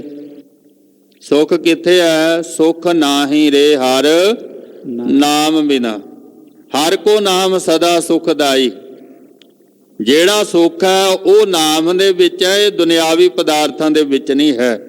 ਜਿਹੜੀ ਚੀਜ਼ ਘਟਦੀ ਹੈ, ਵੱਧਦੀ ਹੈ, ਜਿਹੜੀ ਚੀਜ਼ ਦੇ ਨਾਸ਼ ਹੋਣ ਦਾ ਡਰ ਹੈ, ਜਿਹਦੇ ਜਾਣ ਦਾ ਡਰ ਹੈ, ਗੁਆਚਣ ਦਾ ਡਰ ਹੈ, ਚੋਰੀ ਹੋਣ ਦਾ ਡਰ ਹੈ, ਸਰਕਾਰ ਦਾ ਡਰ ਹੈ ਵੀ ਕਿਤੇ ਸਰਕਾਰ ਨੂੰ ਨਾ ਪਤਾ ਲੱਗ ਜੇ ਕਿੰਨੀ ਮਾਇਆ ਸਾਡੇ ਕੋਲ ਟੈਕਸ ਨਾ ਪੈ ਜੇ, ਫਿਰ ਆਪਾਂ ਉਹਦੇ ਵਿੱਚੋਂ ਸੁੱਖ ਕਿੱਥੋਂ ਭਾਲਦੇ ਹਾਂ? ਉਹਦੇ ਸੁੱਖ ਨਹੀਂ ਹੈ। ਇਸ ਕਰਕੇ ਨਾਮ ਤੋਂ ਬਿਨਾਂ ਸੁੱਖ ਨਹੀਂ। ਤੋ ਜਿਨ੍ਹਾਂ ਨੇ ਆ ਕੇ ਸਾਧ ਸੰਗਤ ਦੇ ਵਿੱਚ ਇਹ ਗੱਲ ਕਹੀ ਕਿ ਵਾਹਿਗੁਰੂ ਜੀ ਬਹੁਤ ਕੁਝ ਦਿੱਤਾ ਹੋਇਆ, ਤੁਹਾਡਾ ਬਹੁਤ ਕੁਝ ਦਿੱਤਾ ਹੋਇਆ, ਇਹ ਹੁਣ ਕਿਰਪਾ ਕਰਕੇ ਮੈਨੂੰ ਨਾਮ ਬਖਸ਼ ਦਿਓ। ਗੱਜ ਕੇ ਆਖੋ ਸਤਿਨਾਮ ਸ੍ਰੀ ਵਾਹਿਗੁਰੂ। ਨਾਮ ਨੇ ਜੀਵਨ ਨੂੰ ਬਦਲਣਾ, ਹੋਰ ਕਿਸੇ ਨੇ ਨਹੀਂ ਬਦਲਣਾ। ਜੀਵਨ ਵਿੱਚ ਨਾਮ ਆ ਗਿਆ ਤੇ ਬਦਲ ਦੇਵੇਗਾ। ਹੁਣ ਭਗਤ ਕਬੀਰ ਸਾਹਿਬ ਜੀ ਇੱਥੇ ਕਹਿੰਦੇ ਹਨ ਵੀ ਮੇਰੇ ਜੀਵਨ ਦੇ ਵਿੱਚ ਬਦਲਾਅ ਆ ਗਿਆ, ਜੀਵਨ ਦੇ ਵਿੱਚ ਬਦਲਾਅ ਆਇਆ। ਕਿਸ ਤਰ੍ਹਾਂ ਆਇਆ? ਇਨ ਮੁੰਡੀਆਂ ਮੇਰਾ ਘਰ ਤੁੰਦਰਾਵਾ, ਬਿਟਵੈ ਰਾਮ ਰਮਊਆ ਲਾਵਾ। ਇਨ ਮੁੰਡੀਆਂ, ਮੁੰਡੀਆਂ ਨੇ ਇੱਥੇ ਜਿਹੜਾ ਸ਼ਬਦ ਹੈ ਉਹ ਸਤ ਸੰਗੀਆਂ ਦੇ ਲਈ ਵਰਤਿਆ ਹੋਇਆ ਹੈ। ਉਂਝ ਸ਼ਬਦ ਉੱਪਰਾ ਜਿਹਾ ਲੱਗਦਾ ਵੀ ਮੁੰਡੀਆਂ ਦਾ ਕੀ ਭਾਵ ਹੁੰਦਾ? ਆਰਤੀ ਦਾ ਸਤ ਸੰਗੀ, ਪਰਮੇਸ਼ਰ ਦੇ ਪਿਆਰੇ, ਜਿਨ੍ਹਾਂ ਦੀ ਸੰਗਤ ਦੇ ਵਿੱਚ ਆ ਕੇ ਜੀਵਨ ਬਦਲਿਆ, ਉਹ ਸਤ ਸੰਗੀ ਜਨ ਸਾਥੋਂ ਅੱਗੇ ਨੇ। ਅਸੀਂ ਉਹਨਾਂ ਨੂੰ ਵੇਖ ਕੇ ਸੇਧ ਲਈ। ਜਿਵੇਂ ਸਾਡੇ ਪੰਥ ਦੇ ਵਿੱਚ ਪਰਮੇਸ਼ਰ ਦੇ ਪਿਆਰੇ ਨੇ, ਸੰਤ ਜਨ ਨੇ, ਗੁਰਮੁਖ ਪਿਆਰੇ, ਅਸੀਂ ਉਹਨਾਂ ਕੋਲ ਜਾਂਦੇ, ਦਰਸ਼ਨ ਕਰਨ ਜਾਂਦੇ, ਮਿਲਣ ਜਾਂਦੇ, ਆਪਣਾ ਦੁੱਖ ਸੁੱਖ ਸਾਂਝਾ ਕਰਨ ਜਾਂਦੇ। ਪਰ ਹੁਣ ਸਤਿਗੁਰਾਂ ਜੀ ਨੇ ਜੋ ਦਿੱਤਾ ਉਹ ਸਾਰਿਆਂ ਨੂੰ ਸਾਂਝਾ ਦਿੱਤਾ, ਕਿਸੇ ਨੂੰ ਵਿਸ਼ੇਸ਼ ਤਾਂ ਨਹੀਂ ਦਿੱਤਾ। ਕਲਗੀਧਰ ਪਾਤਸ਼ਾਹ ਜੀ ਨੇ ਕਿਹਾ ਸਾਰਿਆਂ ਨੂੰ ਕਹਿਤਾ, ਚਾਹੇ ਕੋਈ ਬੇਦੀ ਸੀ, ਤੇਣ ਸੀ, ਭੱਲਾ ਸੀ, ਸੋਢੀ, ਹੋਰ ਜਿੰਨੀਆਂ ਸੰਪਰਦਾਵਾਂ ਸਨ, ਸਾਰਿਆਂ ਨੂੰ ਗੁਰੂ ਜੀ ਨੇ ਇੱਕ ਗੱਲ ਕਹਿਤੀ। ਕੀ ਕਿਹਾ ਬਈ? ਪੀਵੋ ਪਾਹੌਲ ਖੰਡ ਧਾਰ ਹੋਏ ਜਨਮ ਸਹੇਲਾ, ਵਾਹੋ ਵਾਹੋ ਗੋਬਿੰਦ ਸਿੰਘ ਆਪੇ ਗੁਰ ਚੇਲਾ। ਹੁਣ ਇੱਕੋ ਹੀ ਅੰਮ੍ਰਿਤ ਛਕਾਇਆ ਨਾ ਸਤਿਗੁਰਾਂ ਜੀ ਨੇ ਸਾਰਿਆਂ ਨੂੰ, ਗ੍ਰਸਤੀ ਨੂੰ ਵੀ, ਤੇ ਜਿੰਨੇ ਵੀ ਸਨ ਨਹੀਂ ਕੋਈ ਗ੍ਰਸਤੀ ਤਾਂ ਵੀ, ਤੇ ਉਹੀ ਬਾਣੀਆਂ ਸਤਿਗੁਰਾਂ ਜੀ ਨੇ ਪੜ੍ਹਨ ਵਾਸਤੇ ਪੱਕੀਆਂ ਕਰਤੀਆਂ, ਉਹੀ ਰਹਿਤ ਸਾਰਿਆਂ ਨੂੰ ਦੱਸੀ। ਕਿ ਹੁਣ ਜੇ ਕਿਸੇ ਤੋਂ ਸੇਧ ਲੈਣੀ, ਇਹੀ ਸੇਧ ਲੈਣੀ ਸੀ ਬਈ ਇਹ ਇਸ ਕੰਮ ਦੇ ਵਿੱਚ ਪੱਕਾ ਹੈ ਤੇ ਸਾਨੂੰ ਵੀ ਪੱਕਾ ਹੋਣਾ ਪੈਣਾ। ਗੱਜ ਕੇ ਆਖੋ ਸਤਿਨਾਮ ਸ੍ਰੀ ਵਾਹਿਗੁਰੂ। ਇਨ ਮੁੰਡੀਆਂ ਨੂੰ ਮੇਰਾ ਘਰ ਤੁੰਦਰਾਵਾ, ਵੀ ਇਹ ਪੱਕੇ ਨੇ ਆਪਣੇ ਕੰਮ ਦੇ ਵਿੱਚ, ਨਿਤਨੇ ਵੀ ਪੱਕੇ ਨੇ ਆਪਣੇ ਕੰਮ ਦੇ ਵਿੱਚ, ਪੱਕੇ ਪੱਕੇ ਹੋ ਜਾਓ ਬਸ। ਸਾਨੂੰ ਵੀ ਪੱਕੇ ਹੀ ਹੋਣਾ ਪੈਣਾ। ਕਿਸੇ ਨੂੰ ਵੇਖ ਕੇ ਸਾਡਾ ਕੁਝ ਨਹੀਂ ਸੰਵਰਨਾ, ਮਿਲ ਕੇ ਕੁਝ ਨਹੀਂ ਸੰਵਰਨਾ। ਸੰਵਰੇਗਾ ਕਦੋਂ? ਜਦੋਂ ਅਸੀਂ ਉਹਨਾਂ ਦੀ ਤਰ੍ਹਾਂ ਪੱਕੇ ਹੋ ਜਾਵਾਂਗੇ। ਅਸੀਂ ਕੱਚੇ ਆ, ਪੱਕੇ ਹੋ ਜਾਈਏ। ਆਪਣਾ ਨੇਮ ਪੱਕਾ ਕਰ ਲਓ, ਆਪਣਾ ਸਿਮਰਨ ਪੱਕਾ ਕਰ ਲਓ, ਆਪਣੀ ਰਹਿਤ ਪੱਕੀ ਕਰ ਲਓ। ਗੁਰੂ ਜੀ ਦੀ ਕਿਰਪਾ ਹੈ। ਸੋ ਐਸੇ ਜਿਹੜੇ ਵਾਹਿਗੁਰੂ ਪਰਮੇਸ਼ਰ ਦੇ ਪਿਆਰੇ ਨੇ, ਜਦੋਂ ਉਹ ਮੇਰੇ ਜੀਵਨ ਦੇ ਵਿੱਚ ਆਏ, ਜਦੋਂ ਮੈਂ ਉਹਨਾਂ ਦੀ ਸੰਗਤ ਦੇ ਵਿੱਚ ਗਿਆ, ਮਿਲਿਆ, ਤਾਂ ਮੇਰਾ ਘਰ ਤੁੰਦਰਾਵਾ, ਜਿਹੜਾ ਮੇਰਾ ਪਹਿਲਾ ਘਰ ਸੀ ਨਾ, ਤੁੰਦਰਾਵਾ ਕਰ ਦਿੱਤਾ, ਧੁੰਦਲਾ ਕਰ ਦਿੱਤਾ। ਜਦੋਂ ਧੁੰਦ ਹੋ ਜਾਂਦੀ ਹੈ ਨਾ, ਫਿਰ ਸਾਨੂੰ ਕੁਝ ਦਿਖਾਈ ਨਹੀਂ ਦਿੰਦਾ। ਹੁਣ ਉਹ ਜਿਹੜਾ ਪਹਿਲਾ ਘਰ ਸੀ ਨਾ, ਉਹ ਹੁਣ ਧੁੰਦਰਾਵਾ ਕਰਤਾ ਵੀ ਮੈਨੂੰ ਦਿਖਾਈ ਨਹੀਂ ਦੇ ਰਿਹਾ। ਹੈਗਾ ਤਾਂ ਸਹੀ ਹੈ ਘਰ ਉਹ, ਪਰ ਹੁਣ ਧੁੰਦ ਇੰਨੀ ਪੈ ਗਈ ਆਲੇ ਦੁਆਲੇ ਕਿ ਉਹ ਦਿਖਾਈ ਨਹੀਂ ਦੇ ਰਿਹਾ। ਜਦੋਂ ਹੁਣ ਗਿਆਨ ਹੋ ਗਿਆ ਤੇ ਉਹ ਘਰ ਮੈਨੂੰ ਦਿਖਾਈ ਨਹੀਂ ਦਿੰਦਾ। ਕਿਹੜਾ ਘਰ? ਜਿਸ ਘਰ ਦੇ ਵਿੱਚ ਇਸ ਦੇਹੀ ਅੰਦਰ ਪੰਜ ਚੋਰ ਵਸੈ, ਕਾਮ, ਕ੍ਰੋਧ, ਲੋਭ, ਮੋਹ, ਅਹੰਕਾਰ। ਉਹ ਘਰ ਪਹਿਲਾਂ ਇਸ ਘਰ ਦੇ ਵਿੱਚ ਉਹੀ ਦਿਖਾਈ ਦਿੰਦੇ ਸੀ, ਹੋਰ ਨਹੀਂ ਸੀ ਕੁਝ ਦਿਖਾਈ ਦਿੰਦਾ, ਹੋਰ ਨਹੀਂ ਸੀ ਕੁਝ ਦਿਖਾਈ ਦਿੰਦਾ। ਇਸ ਘਰ ਦੇ ਵਿੱਚ ਪਰਮਾਤਮਾ ਵੀ ਵਸ ਰਿਹਾ। ਇਸ ਘਰ ਦੇ ਵਿੱਚ ਸਤ, ਸੰਤੋਖ, ਦਇਆ, ਧਰਮ, ਖਿਮਾ, ਇਹ ਗੁਣ ਵੀ ਵਸ ਰਹੇ ਨੇ, ਪਰ ਉਹ ਦਿਖਾਈ ਨਹੀਂ ਸੀ ਦਿੰਦੇ। ਇਹੀ ਦਿਖਾਈ ਦਿੰਦੇ ਸੀ ਕਿਉਂਕਿ ਉਹਨਾਂ ਨਾਲ ਬਣਦੀ ਸੀ। ਜਿਨ੍ਹਾਂ ਨਾਲ ਬਣਦੀ ਸੀ ਉਹ ਦਿਖਾਈ ਦਿੰਦੀ ਸੀ, ਨੂੰ ਮਿਲ ਕੇ ਰਹਿੰਦੇ ਸੀ। ਪਰ ਪਰਮੇਸ਼ਰ ਦੇ ਪਿਆਰਿਆਂ ਨੇ ਇਹ ਗੱਲ ਸਮਝਾਈ, ਕਹਿੰਦੇ ਵੀ ਨਾ, ਇਹਨਾਂ ਦੀ ਕੁਸੰਗਤ ਤੋਂ ਤੈਨੂੰ ਬਚ ਕੇ ਰਹਿਣਾ ਪਊਗਾ। ਫਿਰ ਕੀ ਹੋਇਆ? ਗੁਰੂ ਅਰਜਨ ਦੇਵ ਜੀ ਮਹਾਰਾਜ ਕਹਿੰਦੇ ਅਲੰਕਾਰ ਮਿਲ ਥੈਲੀ ਹੋਈ ਹੈ ਤਾਂ ਤੇ ਕਨਕ ਵਖਾਨੀ। ਜਿਵੇਂ ਸੋਨੇ ਤੋਂ ਪਹਿਲਾਂ ਬਣੇ ਹੋਏ ਗਹਿਣੇ ਵੱਖਰੇ ਦਿਖਾਈ ਦਿੰਦੇ ਸਨ, ਸੋਨਾ ਹੋਰ ਹੈ ਗਹਿਣੇ ਹੋਰ ਨੇ। ਹੁਣ ਜਦੋਂ ਪਤਾ ਲੱਗਿਆ ਵੀ ਨਹੀਂ, ਇਹ ਸਾਰਾ ਕੁਝ ਪਰਮਾਤਮਾ ਤੋਂ ਬਣਿਆ ਹੋਇਆ, ਸਭ ਕੁਝ ਜਿਸ ਪਰਮਾਤਮਾ ਨੇ ਮਾਇਆ ਰਚੀ ਹੈ ਉਸੇ ਮਾਇਆ ਤੋਂ ਇਹ ਰਚੇ ਹੋਏ ਨੇ, ਤੇ ਜਿਸ ਮਾਇਆ ਦੇ ਅਧੀਨ ਇਹ ਕੰਮ ਕਰ ਰਹੇ ਨੇ, ਜੇ ਕਿਤੇ ਮੈਂ ਉਹਦੇ ਅਧੀਨ ਹੋ ਜਾਵਾਂ ਜਿਹਦੇ ਅਧੀਨ ਇਹ ਮਾਇਆ ਕੰਮ ਕਰ ਰਹੀ, ਏਕਾ ਮਾਈ ਜੁਗਤ ਵਿਆਈ ਤਿੰਨ ਚੇਲੇ ਪ੍ਰਵਾਨ। ਮਾਇਆ ਪਰਮਾਤਮਾ ਦੇ ਅਧੀਨ ਕੰਮ ਕਰ ਰਹੀ ਨਾ, ਤੇ ਮੈਂ ਵੀ ਉਸ ਵਾਹਿਗੁਰੂ ਪਰਮੇਸ਼ਰ ਜੀ ਦੇ ਅਧੀਨ ਹੋ ਜਾਵਾਂ, ਫਿਰ ਜਿਸ ਪਾਸੇ ਨੂੰ ਪਾਣੀ ਜਾ ਰਿਹਾ ਹੈ ਤੇ ਪਾਣੀ ਆਪਣੇ ਆਪ ਹੀ ਲੈ ਕੇ ਜਾਊਗਾ। ਪਾਣੀ ਤੋਂ ਉਲਟ ਚੱਲਾਂਗੇ ਤੇ ਮਿਹਨਤ ਕਰਨੀ ਪਊਗੀ। ਫਿਰ ਕਿਉਂ ਨਾ ਉਸ ਮਾਲਕ ਦੀ ਰਜ਼ਾ ਵਿੱਚ ਆ ਜਾਈਏ ਜਿਸ ਮਾਲਕ ਦੀ ਰਜ਼ਾ ਦੇ ਵਿੱਚ ਸਾਰਾ ਸਿਸਟਮ ਚੱਲ ਰਿਹਾ। ਹੁਕਮ ਰਜਾਈ ਚੱਲਣਾ ਨਾਨਕ ਲਿਖਿਆ ਨਾਲ ਨਾਲ। ਇਹ ਸਾਰਾ ਕੁਝ ਦੀ ਰਜ਼ਾ 'ਚ, ਮਾਇਆ ਆਪਣੇ ਆਪ ਕੰਮ ਨਹੀਂ ਕਰਦੀ, ਮਾਲਕ ਦੇ ਹੁਕਮ 'ਚ ਵਰਤਦੀ। ਇਹ ਜਿਹੜੇ ਪੰਜ ਨੇ ਇਹ ਵੀ ਮਾਇਆ ਤੋਂ ਹੀ ਪੈਦਾ ਹੋਏ ਹੋਏ ਨੇ, ਮਾਇਆ ਦੇ ਅਧੀਨ ਨੇ। ਜਦੋਂ ਮੈਂ ਮਾਇਆ ਦੇ ਅਧੀਨ ਹੈ ਫਿਰ ਮੈਨੂੰ ਤੰਗ ਕਰਦੇ ਆ, ਪਰ ਜਦੋਂ ਮੈਂ ਪਰਮਾਤਮਾ ਦੇ ਅਧੀਨ ਹੋ ਜਾਂਦਾ ਫਿਰ ਇਹ ਮੇਰੇ ਲਈ ਸੁਖਦਾਈ ਹੋ ਜਾਂਦੇ ਨੇ। ਗੱਜ ਕੇ ਆਖੋ ਸਤਿਨਾਮ ਸ੍ਰੀ ਵਾਹਿਗੁਰੂ। ਸਰੀਰ ਦੇ ਵਿੱਚੋਂ ਕਾਮ, ਕ੍ਰੋਧ, ਲੋਭ, ਮੋਹ, ਹੰਕਾਰ ਖਤਮ ਨਹੀਂ ਕੀਤੇ ਜਾ ਸਕਦੇ, ਕਿਉਂਕਿ ਜਦੋਂ ਪਰਮਾਤਮਾ ਨੇ ਜਿਹੜੀ ਚੀਜ਼ ਪਾਈ ਹੈ ਉਹ ਗਲਤ ਨਹੀਂ ਹੈ, ਉਹਦੀ ਵਰਤੋਂ ਗਲਤ ਹੋ ਗਈ। ਤੇ ਸੰਤਾਂ ਦੀ ਸੰਗਤ ਵਿੱਚ ਆ ਕੇ, ਗੁਰੂ ਦੀ ਸੰਗਤ ਵਿੱਚ ਆ ਕੇ ਮੈਨੂੰ ਸੋਝੀ ਮਿਲ ਗਈ ਵੀ ਇਹ ਦੁਖਦਾਈ ਨਹੀਂ ਹਨ, ਇਹ ਸੁਖਦਾਈ ਨੇ। ਹੁਣ ਇਹ ਮੇਰੇ ਲਈ ਸੁਖਦਾਈ ਹੋ ਗਏ, ਕਿਉਂਕਿ ਪਹਿਲਾਂ ਇਹ ਮੈਨੂੰ ਵਰਤਦੇ ਸਨ, ਪਹਿਲਾਂ ਇਹ ਮੈਨੂੰ ਵਰਤਦੇ ਸੀ, ਮੈਂ ਦੁਖੀ ਹੁੰਦਾ ਸੀ। ਤੇ ਜਦੋਂ ਮੈਂ ਹੁਣ ਇਹਨਾਂ ਨੂੰ ਵਰਤਦਾ, ਆਪਣੇ ਤਰੀਕੇ ਨਾਲ ਵਰਤਦਾ, ਤੇ ਮੈਂ ਹੁਣ ਸੁਖੀ ਹਾਂ। ਸਮਾਨ ਰਸੋਈ ਦੇ ਵਿੱਚ ਉਹੀ ਹੈ, ਇਹ ਨਹੀਂ ਵੀ ਕੋਈ ਬਦਲ ਗਿਆ, ਬਸ ਘੱਟ ਪੈ ਗਿਆ, ਵੱਧ ਪੈ ਗਿਆ ਤੇ ਟੇਸਟ ਬਦਲ ਗਿਆ, ਪਰ ਜਿੰਨਾ ਚਾਹੀਦਾ ਉਹਨਾਂ ਪਾ ਲਓ ਤੇ ਚੀਜ਼ ਟੇਸਟੀ ਬਣ ਜਾਂਦੀ ਹੈ।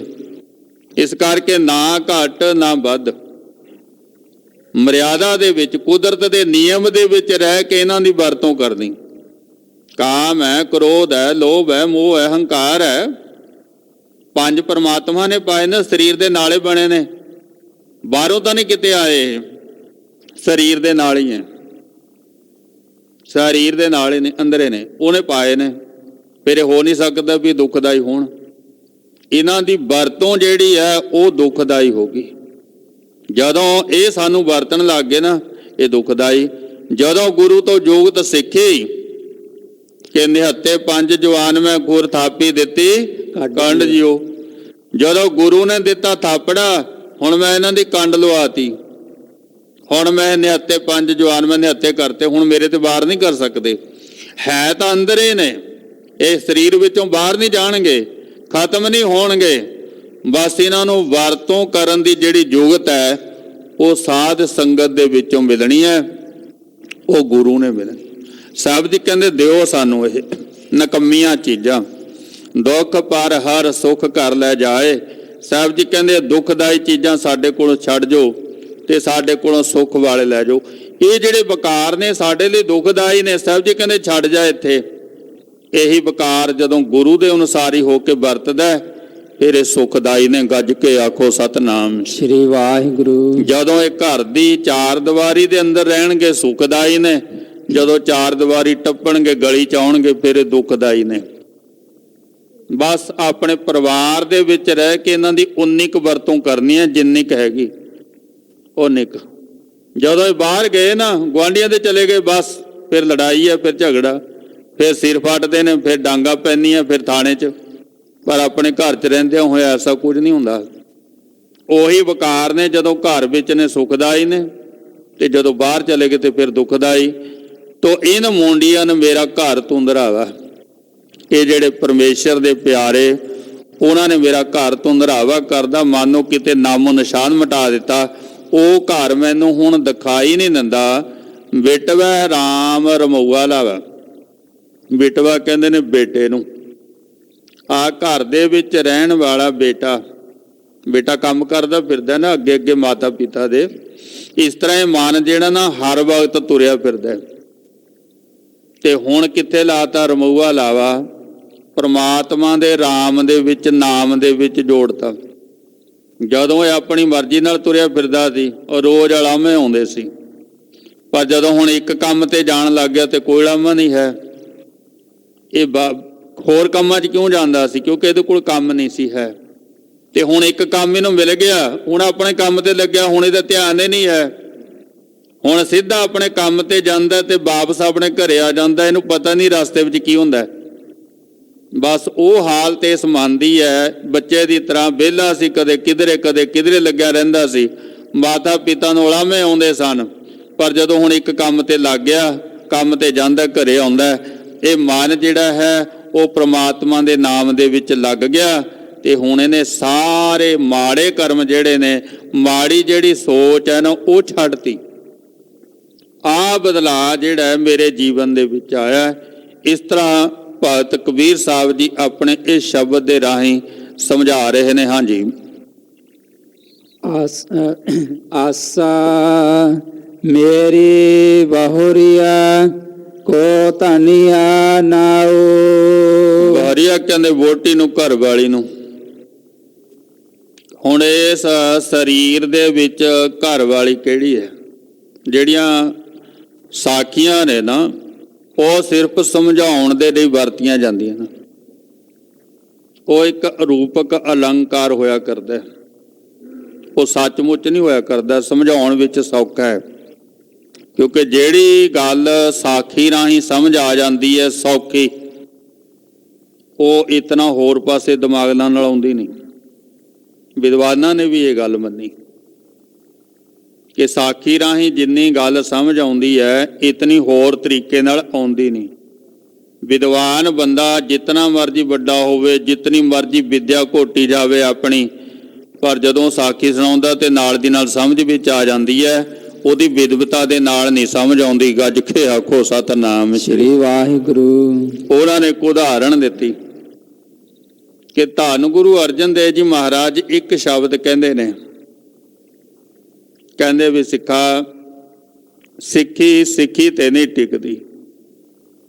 ਹੁਣ ਦੇਖੋ ਕਿੰਨਾ ਵੱਡਾ ਰਹੱਸ ਹੈ। ਸ਼ਬਦ ਜਿਹੜਾ ਬਿਲਕੁਲ ਸਾਦਾ ਇਹ, ਸਿੱਖੀ ਤੇ ਨਹੀਂ ਟਿਕਦੀ। ਜਦੋਂ ਭਾਈ ਮੰਝ ਆਇਆ ਨਾ ਸਤਿਗੁਰਾਂ ਜੀ ਦੇ ਕੋਲ, ਕਹਿੰਦਾ ਮਹਾਰਾਜ ਸਿੱਖੀ ਮੈਨੂੰ ਬਖਸ਼ ਦਿਓ। ਸਾਹਿਬ ਜੀ ਕਹਿੰਦੇ ਸਿੱਖੀ ਨਹੀਂ ਟਿਕਦੀ ਹੈ। ਉਹ ਬੜਾ ਹੈਰਾਨ ਹੋਇਆ ਵੀ ਮੈਂ ਤੇ ਪਹਿਲਾਂ ਆਇਆ ਨਹੀਂ ਇੱਥੇ, ਮੈਂ ਸਿੱਖ ਬਣਿਆ ਨਹੀਂ। ਕਹਿੰਦਾ ਮਹਾਰਾਜ ਵੀ ਮੈਂ ਤੇ ਸਿੱਖੀ ਪਹਿਲਾਂ ਲਈ ਹੋ ਨਹੀਂ। ਸਤਿਗੁਰੂ ਜੀ ਕਹਿੰਦੇ ਸਾਡੀ ਨਹੀਂ, ਕਿਸੇ ਹੋਰ ਦੀ ਤਾਂ ਲਈ ਹੋਈ ਹੈ ਨਾ। ਲਾਲਾ ਨੇ ਤਾਂ ਸਿੱਖ ਬਣਿਆ ਮੈਂ ਨਾ ਤੂੰ। ਹੁਣ ਜੇ ਲਾਲਾ ਨੇ ਦਾ ਸਿੱਖ ਬਣਿਆ, ਫਿਰ ਗੁਰੂ ਦਾ ਸਿੱਖ ਥੋੜੀ ਬਣ ਸਕਦਾ। ਜੇ ਗੁਰੂ ਦੀ ਸਿੱਖੀ ਲੈਣੀ ਹੈ, ਫਿਰ ਲਾਲਾ ਨੇ ਦੀ ਸਿੱਖੀ ਤਾਂ ਛੱਡਣੀ ਪਊਗੀ। ਤੇ ਹੈਰਾਨਗੀ ਦੀ ਗੱਲ ਹੈ ਵੀ ਸਿੱਖ ਬਣ ਕੇ ਲਾਲਾ ਵਾਲੇ ਨੂੰ ਛੱਡ ਗਿਆ, ਤੇ ਇੱਥੇ ਸਿੱਖ ਬਣ ਕੇ ਲਾਲਾ ਵਾਲੇ ਦੇ ਤੁਰੇ ਫਿਰਦੇ ਆ। ਗੱਜ ਕੇ ਆਖੋ ਸਤਿਨਾਮ ਸ੍ਰੀ ਵਾਹਿਗੁਰੂ। ਭਾਈ ਭਗੀਰਥ ਗੁਰੂ ਨਾਨਕ ਸਾਹਿਬ ਜੀ ਦੇ ਕੋਲ ਆਇਆ, ਉਹਨੇ ਦੇਵੀ ਦੀ ਉਪਾਸਨਾ ਛੱਡਤੀ। ਦੇਵੀ ਦੀ ਉਪਾਸਨਾ ਛੱਡੀ, ਸਿੱਖ ਬਣ ਗਿਆ। ਤੇ ਸਿੱਖ ਬਣ ਕੇ ਦੇਵੀ ਦੀ ਉਪਾਸਨਾ ਕਰਨ ਦੇ ਵਿੱਚ ਲੱਗਿਆ ਹੋਇਆ। ਕਿਧਰ ਨੂੰ ਆਪਾਂ ਤੁਰੇ ਹਾਂ ਗੁਰਮੁਖੋ? ਸਿੱਖੀ ਤੇ ਸਿੱਖੀ ਨਹੀਂ ਟਿਕਦੀ। ਜੇ ਗੁਰੂ ਦਾ ਸਿੱਖ ਬਣਨਾ, ਫਿਰ ਸਾਰਿਆਂ ਦੀ ਸਿੱਖੀ ਛੱਡਣੀ ਪਊਗੀ। ਇੰਨਾ ਸੌਖਾ ਸ਼ਬਦ ਤੇ ਰਹੱਸ ਕਿੰਨਾ ਵੱਡਾ ਕਿ ਜਿਹਨੇ ਭਾਈ ਮੰਝ ਦਾ ਜੀਵਨ ਬਦਲਤਾ। ਉਹ ਕਹਿੰਦਾ ਮਹਾਰਾਜ ਪਹਿਲਾਂ ਮੈਂ ਸਿੱਖੀ ਉਹਦੀ ਛੱਡਦਾ, ਫਿਰ ਤੁਹਾਡੀ ਸਿੱਖੀ ਲਵਾਂਗਾ। ਕਹਿੰਦਾ ਜੀ ਮੈਂ ਨਹੀਂ ਮੰਨਦਾ। ਸਤਿਗੁਰੂ ਜੀ ਕਹਿੰਦੇ ਇਸ ਤਰ੍ਹਾਂ ਨਹੀਂ, ਤੂੰ ਤਾਂ ਆਪਣੇ ਘਰੇ ਉਹਦਾ ਥਾਂ ਬਣਾਈ ਬੈਠਿਆ। ਪਹਿਲਾਂ ਉਹਨੂੰ ਪੁੱਟ ਕੇ ਸੁੱਟ ਕੇ ਆ ਘਰੋਂ, ਫਿਰ ਸਾਡੇ ਕੋਲ ਆਈ। ਉਹਨੇ ਆ ਕੇ ਘਰੋਂ ਮਕਾਮ ਪੁੱਟਿਆ ਪੀਰ ਦਾ, ਫਿਰ ਦੁਬਾਰੇ ਗਿਆ, ਫਿਰ ਸਤਿਗੁਰਾਂ ਜੀ ਨੇ ਕਸਵੱਟੀ ਲਾਈ। ਕਿਉਂਕਿ ਵਿਗੜਿਆ ਕੰਮ ਜ਼ਿਆਦਾ ਸੀ ਨਾ, ਸੰਸਕਾਰ ਮਾੜੇ ਸਨ, ਕਸਵੱਟੀ ਲੱਗਣੀ ਸੀ। ਤੇ ਜੇ ਸਿੱਧੇ ਤੌਰ ਤੇ ਆਉਂਦਾ ਕੋਰੇ, ਅੱਜ ਹੀ ਕੰਮ ਬਣ ਜਾਂਦਾ। ਪਰ ਹੁਣ ਉਹ ਸੰਸਕਾਰ ਵਿਗੜ ਚੁੱਕੇ ਸਨ, ਉਹਨੂੰ ਸੁਧਾਰਨ ਵਾਸਤੇ ਬੜੀ ਲੋੜ ਸੀ। ਵੀ ਪਿੱਛੇ ਤਾਂ ਨਹੀਂ ਜਾਂਦਾ, ਬੜੀਆਂ ਕਸਵੱਟੀਆਂ ਲੱਗੀਆਂ। ਚੌਧਰ ਤਾਂ ਗਈ, ਕੋਈ ਛੱਡਣ ਨੂੰ ਤਿਆਰ ਹੈ? ਨਹੀਂ। ਜਿਹਨੂੰ ਚੌਧਰ ਤਾਂ ਮਿਲ ਗਈ, ਜਿਹਨੂੰ ਕੋਈ ਜ਼ਿੰਮੇਵਾਰੀ ਮਿਲ ਗਈ, ਕੋਈ ਮਾਨਸ ਉਹ ਛੱਡਣ ਨੂੰ ਤਿਆਰ ਹੈ? ਕਦੇ ਵੀ ਨਹੀਂ। ਉਹ ਤਾਂ ਮਰਨ ਨੂੰ ਤਾਂ ਤਿਆਰ ਹੈ, ਪਰ ਉਹ ਛੱਡਣ ਨੂੰ ਤਿਆਰ ਨਹੀਂ ਹੈ। ਉਹਦੀ ਚੌਧਰ ਤਾਂ ਗਈ, ਕਾਰੋਬਾਰ ਉਹਦਾ ਠੱਪ ਹੋ ਗਿਆ। ਲੋਕਾਂ ਨੇ ਕਿਹਾ ਸੀ ਤੇਰੇ ਨਾਲ ਵਰਤਣਾ ਹੀ ਨਹੀਂ, ਜੇ ਤੂੰ ਪੀਰ ਨੂੰ ਨਹੀਂ ਮੰਨਦਾ ਅਸੀਂ ਨਹੀਂ ਤੇਰੇ ਨਾਲ ਵਰਤਣਾ। ਦੁੱਧ ਦੇ ਪੈਸੇ ਨਹੀਂ ਆਏ, ਡੰਗਰ ਬਿਮਾਰ ਹੋ ਕੇ ਮਰਨੇ ਸ਼ੁਰੂ ਹੋ ਗਏ। ਕਹਿੰਦੇ ਹੋਣਾ ਹੀ ਸੀ, ਤੂੰ ਪੀਰ ਦੀ ਮੰਨਤਾ ਛੱਡਤੀ। ਪਰ ਜੋ ਕੁਝ ਮੰਝ ਨੂੰ ਮਿਲਿਆ, ਮੰਝ ਪਿਆਰਾ ਗੁਰੂ ਨੂੰ, ਗੁਰ ਮੰਝ ਪਿਆਰਾ, ਮੰਝ ਗੁਰੂ ਕਾ ਬੋਇਥਾ ਜਗ ਲੰਘਣ ਵਾਲਾ। ਜਿਹੜੀ ਚੀਜ਼ ਭਾਂਜ ਮੰਝ ਨੂੰ ਮਿਲੀ ਉਹ ਕਿਸੇ ਨੂੰ ਮਿਲ ਜੂਗੀ। ਮੱਝਾਂ ਗਾਵਾਂ ਤਾਂ ਫੇਰ ਵੀ ਆ ਜਾਣਗੀਆਂ, ਮਾਣ ਸਤਿਕਾਰ ਤਾਂ ਫੇਰ ਵੀ ਮਿਲ ਜੂ, ਪੈਸੇ ਮਿਲ ਜਾਣਗੇ। ਪਰ ਆਹ ਚੀਜ਼ ਜਿਹੜੀ ਭਾਈ ਮੰਝ ਨੂੰ ਮਿਲੀ ਉਹ ਮਿਲ ਜੂ ਕਿਸੇ ਨੂੰ? ਅੱਜ ਸਾਰਾ ਸੰਸਾਰ ਉਹਦੇ ਚਰਨਾਂ ਤੇ ਮੱਥਾ ਟੇਕਦਾ। ਜਿਨ ਨਾਨਕ ਸਤਿਗੁਰ ਪੂਜਿਆ ਤਿਨ ਹਰ ਪੂਜ ਕਰਾਵਾਂ। ਮੱਥਾ ਟੇਕਦਾ ਉਹਦੇ ਚਰਨਾਂ ਤੇ ਵੀ ਭਾਈ ਮੰਝ ਸਾਡਾ ਵੀ ਬੇੜਾ ਪਾਰ ਲਵਾ ਦੇ। ਗੁਰੂ ਅਰਜਨ ਦੇਵ ਜੀ ਨੂੰ ਕਹਿ ਕੇ ਸਾਡੀ ਸਿਫਾਰਿਸ਼ ਕਰਦੇ ਭਾਈ। ਅੱਜ ਸੰਸਾਰ ਤੁਰਿਆ ਫਿਰਦਾ ਉੱਥੇ। ਸੋ ਗੁਰਮੁਖੋ, ਸਾਖੀਆਂ ਜਿਹੜੀਆਂ ਨੇ ਉਹ ਸੌਖਾ ਸਮਝਾਉਣ ਵਾਸਤੇ। ਬਾਕੀ ਜੇ ਆਪਾਂ ਉਹਦੇ ਪਿੱਛੇ ਜਾਈਏ ਵੀ ਇਹ ਸਚਾਈ ਨਹੀਂ, ਸਮਝਾਉਣ ਵਾਸਤੇ ਹੁੰਦਾ। ਰੂਪਕ ਅਲੰਕਾਰ ਹੁੰਦਾ। ਮੇਰੀ ਬਹਾਰੀਆ ਕੋ ਧਨੀਆ ਨਾਉ। ਇੱਥੇ ਕਬੀਰ ਸਾਹਿਬ ਜੀ ਆਪਣੀ ਘਰ ਵਾਲੀ ਦੀ ਕੋਈ ਗੱਲ ਨਹੀਂ ਕਰਦੇ, ਉਹ ਵਹੁਟੀ ਦੀ ਗੱਲ ਕਰਦੇ ਨੇ। ਕਿਹੜੀ ਵਹੁਟੀ? ਜਿਹਨੂੰ ਬਾਬਾ ਫਰੀਦ ਜੀ ਕਹਿੰਦੇ ਕਿ ਜਿੰਦ ਵਹੁਟੀ ਮਾਰਨ ਵਾਰ ਲੈ ਜਾਸੀ ਪਰਣਾਏ। ਕਿਹੜੀ ਵਹੁਟੀ ਰਹਿੰਦੀ ਘਰ ਦੇ ਵਿੱਚ? ਜਿਹੜੀ ਵਹੁਟੀ ਦੀ ਗੱਲ ਭਗਤ ਕਬੀਰ ਸਾਹਿਬ ਜੀ ਕਹਿੰਦੇ ਉਹ ਨਾਲ ਨਹੀਂ ਰਹਿੰਦੀ ਹੈ, ਉਹ ਤਾਂ ਜਿੰਦ ਅੰਦਰ ਰਹਿੰਦੀ ਹੈ। ਜਿਹਨੂੰ ਮਾਰਨ ਪਰਣਾ ਕੇ ਲੈ ਕੇ ਜਾਂਦਾ, ਵਿਆਹ ਕੇ ਲੈ ਕੇ ਜਾਂਦਾ। ਮੇਰੀ ਜਿਹੜੀ ਜਿੰਦ ਹੈ ਧਨੀਆ ਨਾਉ, ਕਿਉਂਕਿ ਉਹ ਜਿੰਦ ਫਸੀ ਹੋਈ ਸੀ ਧਨ ਦੇ ਵਿੱਚ। ਤੇ ਜਿਹੋ ਜਿਹੇ ਬੰਦਾ ਕੰਮ ਕਰਦਾ ਉਸ ਤਰ੍ਹਾਂ ਦਾ ਉਹਦਾ ਨਾਂ ਹੁੰਦਾ। ਕੰਮ ਦੇ ਮੁਤਾਬਕ ਸਾਡਾ ਨਾਮ ਹੁੰਦਾ। ਜਿਹੜਾ ਬੰਦਾ ਹੁਣ ਧਨ ਦੇ ਵਿੱਚ ਖਚਤ ਹੈ ਉਹਨੂੰ ਧਨਵਾਨ ਕਹਿੰਦੇ ਆ। ਧਨਵਾਨ ਹੈ ਬਈ, ਅਮੀਰ ਹੈ, ਹਰ ਵਕਤ ਧਨ ਦੇ ਵਿੱਚ ਸੁਰਤੀ ਹੈ। ਕਹਿੰਦੇ ਪਹਿਲਾਂ ਮੇਰੀ ਜਿੰਦ ਦਾ ਧਿਆਨ ਰਹਿੰਦਾ ਸੀ ਧਨ ਦੇ ਵਿੱਚ, ਤਾਂ ਕਰਕੇ ਇਹਦਾ ਨਾਮ ਧਨੀਆ ਸੀ। ਹਾਂਜੀ। ਲੈ ਰਾਖਿਓ RAM ਜਨੀਆ ਨਾਉ। ਹੁਣ ਮੈਂ ਇਸ ਜਿੰਦ ਕਰਕੇ ਬਣ ਗਿਆ ਪਰਮੇਸ਼ਰ ਦੇ ਪਿਆਰਿਆਂ ਦਾ। ਪਰਮੇਸ਼ਰ ਦੇ ਪਿਆਰਿਆਂ ਨੇ ਕਿਹਾ ਵੀ ਧਨ ਤਾਂ ਜ਼ਰੂਰੀ ਹੈ, ਕਿਉਂਕਿ ਸਰੀਰ ਦਾ ਕੋਈ ਵੀ ਨਿਰਵਾਹ ਧਨ ਤੋਂ ਬਿਨਾਂ ਨਹੀਂ ਹੁੰਦਾ। ਗੁਰੂ ਨਾਨਕ ਸਾਹਿਬ ਮਹਾਰਾਜ ਜੀ ਨੇ ਕਿਹਾ ਕਿਰਤ ਕਰੋ। ਕਿਰਤ ਕਾਹਦੇ ਵਾਸਤੇ ਕਰਨੀ ਹੈ? ਸਰੀਰ ਦੀਆਂ ਲੋੜਾਂ ਨੂੰ ਪੂਰੀਆਂ ਕਰਨ ਦੀ ਖਾਤਰ। ਸਰੀਰ ਦੀਆਂ ਲੋੜਾਂ ਨੂੰ ਪੂਰੀਆਂ ਖਾਤਰ ਧਨ ਦੀ ਜ਼ਰੂਰਤ ਹੈ। ਮਾਇਆ ਗੁਜ਼ਰਾਨ ਹੈ, ਗੁਜ਼ਾਰੇ ਵਾਸਤੇ ਮਾਇਆ ਜ਼ਰੂਰ ਚਾਹੀਦੀ। ਪਰ ਹਰ ਵਕਤ ਹੀ ਧਨ ਦੇ ਵਿੱਚ ਫਸੇ ਰਹਿਣਾ, ਧਨ ਦੇ ਵਿੱਚ ਫਸੇ ਰਹਿਣਾ। ਇੰਨੇ ਧਨ ਦੀ ਤਾਂ ਸਰੀਰ ਨੂੰ ਲੋੜ ਨਹੀਂ ਹੈ ਜਿੰਨਾ ਇਕੱਠਾ ਕਰੀ ਬੈਠੇ ਆ। ਪਰਮੇਸ਼ਰ ਦੇ ਪਿਆਰਿਆਂ ਨੇ ਕਿਹਾ ਵੀ ਲੋੜ ਜਿੰਦ ਦੀ ਧਨ ਨਹੀਂ ਹੈ। ਜਿੰਦ ਦੀ ਜਿਹੜੀ ਲੋੜ ਹੈ ਉਹ ਨਾਮ ਹੈ ਪਰਮਾਤਮਾ ਦਾ। ਜਦੋਂ ਉਹਨਾਂ ਨੇ ਮੈਨੂੰ ਸਮਝਾਇਆ ਤੇ ਫਿਰ ਮੈਂ ਰਾਮ ਨਾਮ ਦੇ ਵਿੱਚ ਲੱਗ ਗਿਆ।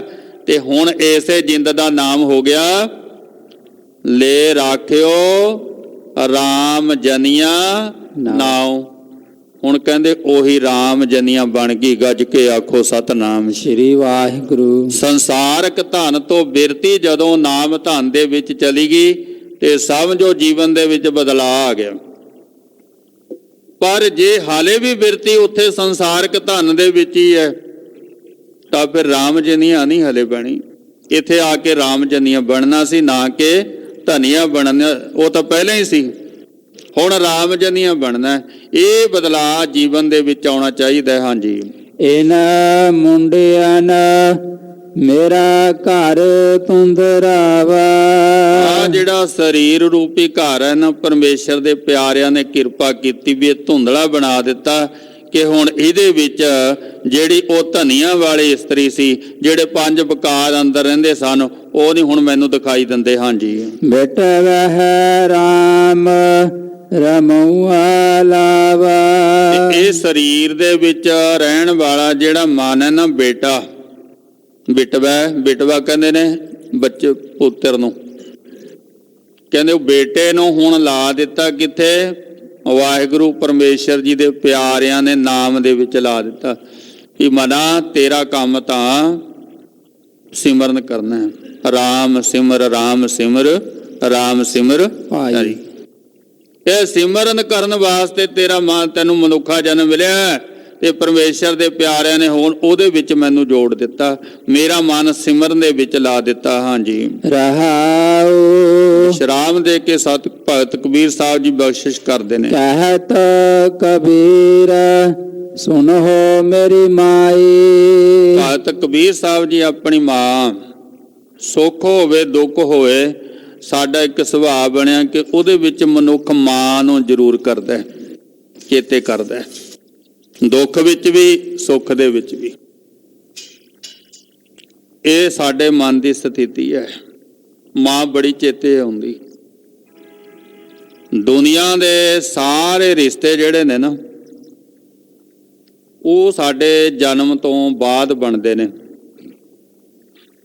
ਪਰ ਮਾਂ ਦਾ ਰਿਸ਼ਤਾ ਸਾਡੇ ਜਨਮ ਤੋਂ ਪਹਿਲਾਂ ਬਣ ਜਾਂਦਾ। ਜਨਮ ਹੋਵੇ ਨਾ ਹੋਵੇ, ਪਰ ਮਾਂ ਨਾਲ ਸੰਬੰਧ ਪਹਿਲਾਂ ਬਣ ਜਾਂਦਾ ਹੈ। ਗੱਜ ਕੇ ਆਖੋ ਸਤਿਨਾਮ ਸ੍ਰੀ ਵਾਹਿਗੁਰੂ। ਜਨਮ ਤੋਂ ਪਹਿਲਾਂ ਹੀ। ਇਸ ਕਰਕੇ ਬੜਾ ਗਹਿਰਾ ਸੰਬੰਧ ਸ਼ਬਦ ਮਾਂ ਜਿਹੜਾ ਹੈ, ਤੇ ਦੁੱਖ ਵਿੱਚ ਸੁੱਖ ਵਿੱਚ। ਭਗਤ ਕਬੀਰ ਸਾਹਿਬ ਜੀ ਇਸ ਦੁੱਖ ਨੂੰ ਇਸ ਤਰ੍ਹਾਂ ਸਾਂਝਾ ਕਰਦੇ ਕਿ ਐ ਮੇਰੀ ਮਾਂ ਸੁਣ, ਐ ਮੇਰੀ ਮਾਂ ਸੁਣ ਨਾ ਕਰ। ਆਪਣੀ ਮਾਂ ਨੂੰ ਯਾਦ ਕਰਕੇ ਆਪਣੀ ਮਾਂ ਨਾਲ ਦੁੱਖ ਸੁੱਖ ਸਾਂਝਾ ਕਰਦੇ ਨੇ। ਹਾਂਜੀ ਇਹਨਾਂ ਮੁੰਡਿਆਂ ਮੇਰੀ ਜਾਤ ਗਵਾਈ। ਮੇਰੀ ਜਿਹੜੀ ਪਹਿਲੀ ਜਾਤ ਸੀ ਨਾ ਕਰਮਾਂ ਦੇ ਮੁਤਾਬਕ, ਉਹ ਮੇਰੀ ਇਹਨਾਂ ਨੇ ਗਵਾ ਦਿੱਤੀ, ਇਹਨਾਂ ਨੇ ਨਾਸ ਕਰ ਦਿੱਤੀ। ਇਹਨਾਂ ਦਾ ਬੜਾ ਪਰਉਪਕਾਰ ਹੈ।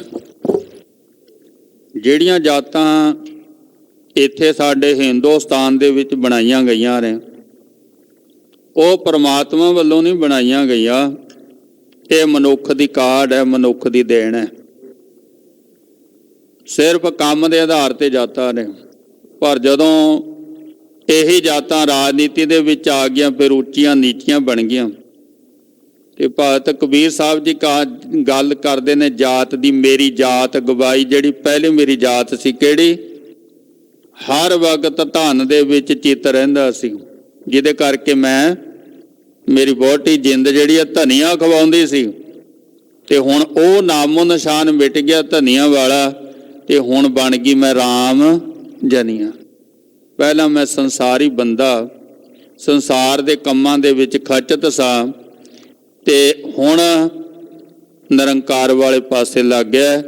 ਤੇ ਹੁਣ ਕਬੀਰ ਤੇ ਪ੍ਰਮਾਤਮਾ ਦੇ ਵਿੱਚ ਰਾਮ ਕਬੀਰਾ ਏਕ ਭਏ ਹੈ, ਕੋਈ ਨਾ ਸਕੈ ਪਛਾਨੀ। ਹੁਣ ਮੇਰੀ ਜਾਤ ਕਿਹੜੀ ਹੋ ਗਈ? ਜਿਹੜੀ ਰੱਬ ਦੀ ਹੈ। ਹੁਣ ਰੱਬ ਦੀ ਜਾਤ ਕਿਹੜੀ ਕਹੋਗੇ? ਰੱਬ ਦੀ ਕੋਈ ਜਾਤ ਨਹੀਂ ਨਾ ਹੈ। ਇਸ ਕਰਕੇ ਕਬੀਰ ਦੀ ਵੀ ਕੋਈ ਜਾਤ ਨਹੀਂ ਰਹਿ ਗਈ। ਗੱਜ ਕੇ ਆਖੋ ਸਤਿਨਾਮ ਸ੍ਰੀ ਵਾਹਿਗੁਰੂ।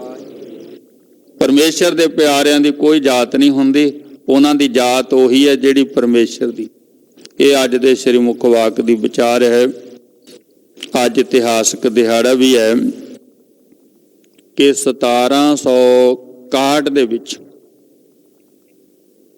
ਅਹਿਮਦ ਸ਼ਾਹ ਅਬਦਾਲੀ ਦੁਰਾਨੀ, ਜਿੰਦੇ ਉਹਨੇ ਹਿੰਦੁਸਤਾਨ ਤੇ ਹੱਲੇ ਕੀਤੇ, ਉਹਨੂੰ ਮੋੜਨ ਦੇ ਵਿੱਚ ਕੋਈ ਸਮਰੱਥ ਨਹੀਂ ਸੀ। ਜੇ ਉਹਨਾਂ ਨੂੰ ਮੋੜਿਆ ਤਾਂ ਕੇਵਲ ਤੇ ਕੇਵਲ ਸਿੱਖਾਂ ਨੇ ਮੋੜਿਆ। ਉਹ ਕਹਿੰਦਾ ਵੀ ਕਿਹੜੀ ਕੌਮ ਹੈ ਇਹ, ਕੀ ਨੇ ਇਹ? ਉਹ ਕਹਿੰਦੇ ਜੀ ਜੇ ਇਹਨਾਂ ਦਾ ਦਰਸ਼ਨ ਹੋ ਗਿਆ ਨਾ, ਇਹ ਨਹੀਂ ਪਤਾ ਵੀ ਤੇਰਾ ਸਿਰ ਹੀ ਲਾਹ ਦੇਣ। ਗੱਜ ਕੇ ਆਖੋ ਸਤਿਨਾਮ ਸ੍ਰੀ ਵਾਹਿਗੁਰੂ। ਇਹਨਾਂ ਦਾ ਦਰਸ਼ਨ ਤਾਂ ਜੰਗਲਾਂ ਵੇਲਿਆਂ ਦੇ ਵਿੱਚ ਜਾਂ ਜੰਗਾਂ ਦੇ ਮੈਦਾਨਾਂ ਵਿੱਚ ਹੀ ਹੁੰਦਾ, ਉਂਝ ਨਹੀਂ ਇਹਨਾਂ ਦੇ ਦਰਸ਼ਨ ਹੁੰਦੇ। ਕੈਸੀ ਕੌਮ ਹੈ ਇਹ? ਉਹਨੇ ਬਾਬਾ ਆਲਾ ਸਿੰਘ ਨੂੰ, ਜਿਹੜਾ ਪਟਿਆਲੇ ਦਾ ਮਹਾਰਾਜਾ ਸੀ ਨਾ, ਉਹਨੂੰ ਵਿਚੋਲਾ ਵੀ ਬਣਾਇਆ। ਕਹਿੰਦਾ ਵੀ ਆਲਾ ਸਿੰਘ ਤੂੰ ਯਾਰ ਸਿੱਖਾਂ ਨਾਲ ਗੱਲਬਾਤ ਹੀ ਕਰ ਲੈ, ਬਈ ਜੋ ਕੁਝ ਚਾਹੁੰਦੇ ਆ ਇਹ ਲਿਖਾ ਲੈਣ, ਪਰ ਮੈਨੂੰ ਤੰਗ ਨਾ ਕਰਨ, ਮੈਨੂੰ ਰਾਜ ਕਰਨ ਹਿੰਦੁਸਤਾਨ ਤੇ। ਤੇ ਜਦੋਂ ਉਹਨਾਂ ਨੇ ਭਾਈ ਨਾਨੂ ਸਿੰਘ ਗਰੇਵਾਲ ਨੂੰ ਭੇਜਿਆ ਨਾ ਸਿੱਖਾਂ ਦੇ ਕੋਲ, ਉਹ ਕਹਿੰਦੇ ਕੋਈ ਕਿਸੇ ਕੋ ਰਾਜ ਨਾ ਦੇ ਹੈ, ਜੋ ਰਹਿ ਹੈ ਨਿਜ ਬਲ ਸੇ ਲੈ ਹੈ। ਕਹਿੰਦਾ ਆਲਾ ਸਿਆ ਤੂੰ ਆਪਣਾ ਰਾਜ ਭਾਗ ਬਚਾ ਲੈ, ਪਰ ਅਸੀਂ ਕਿਸੇ ਦਾ ਦਿੱਤਾ ਹੋਇਆ ਰਾਜ ਨਹੀਂ ਲੈਂਦੇ, ਲਵਾਂਗੇ ਆਪਣੇ ਬਲ ਦੇ ਨਾਲ ਲਵਾਂਗੇ। ਗੱਜ ਕੇ ਆਖੋ ਸਤਿਨਾਮ ਸ੍ਰੀ ਵਾਹਿਗੁਰੂ।